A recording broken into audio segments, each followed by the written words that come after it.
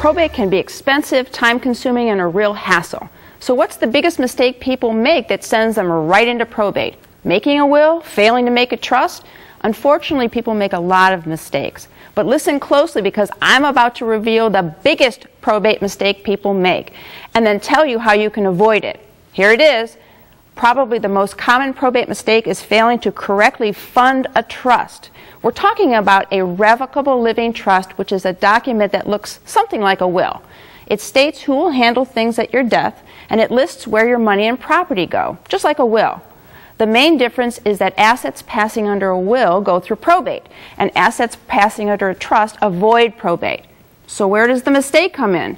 Lots of folks today have made a trust, but I can't tell you how many people fail to correctly put their assets into the trust. Only assets in the name of the trust at the time you die avoid probate. Assets in your name or your spouse's name generally must go through probate, even if you do have a trust. So how do you put your things into a trust to avoid this problem? You must change the title of the name of the asset or the account into the name of the trust. For example, the name on your brokerage account may be in your name, Joe Smith. That goes through probate when you die. But if you change the name on that account to Joe Smith, trustee of the Joe Smith Trust Agreement, then that account will avoid probate and pass directly to your heirs when you die, just like you intended. And here's the best part. Usually it's pretty simple. Just contact the bank or broker and change the name.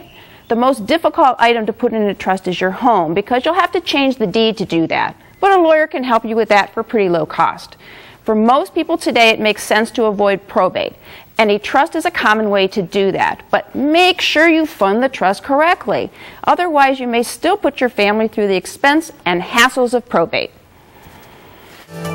Call Budish, Solomon, Steiner, and Peck at 1-888-236-5173 for more information, or to schedule a speaker for your organization.